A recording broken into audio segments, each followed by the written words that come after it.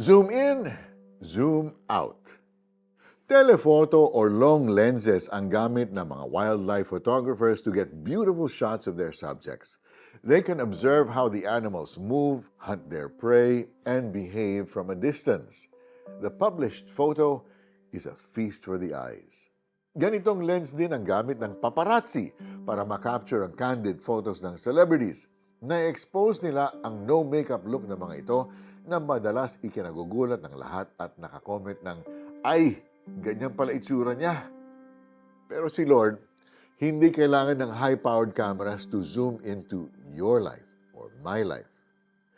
Kilalang kilala ka niya, pati flaws and heartaches mo. Bilang niya ang hibla ng iyong buhok, pati na rin kung gaano karaming luha na ang iniyak mo. He knows you better than your parents, better than your best friend, and better even than yourself. How does this truth that the God of the universe knows everything about you affect the way you live? First, it should help you become more accountable to Him. Hindi ka gagawa ng mga bagay na ikalulungkot niya. You'll think twice or thrice before making crucial decisions. Pipiliin mong mag-pray to ask for God's guidance instead of running the show yourself.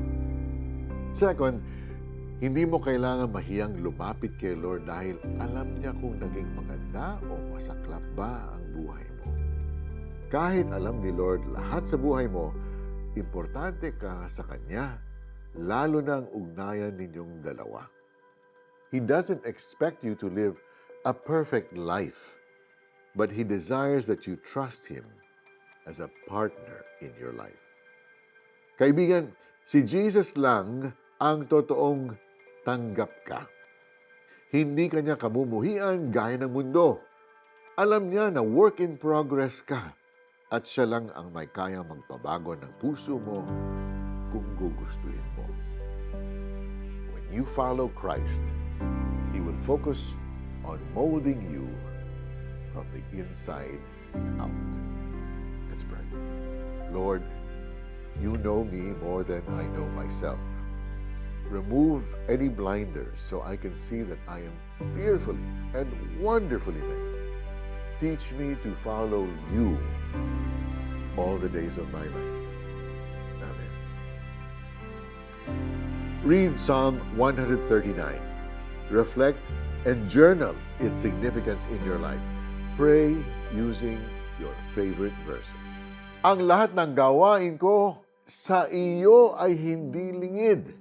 Kahit ikaw ay malayo, batid mo ang aking isip. Awit 139, verse 2. I'm Mari Kaimo. Until next time, God bless you.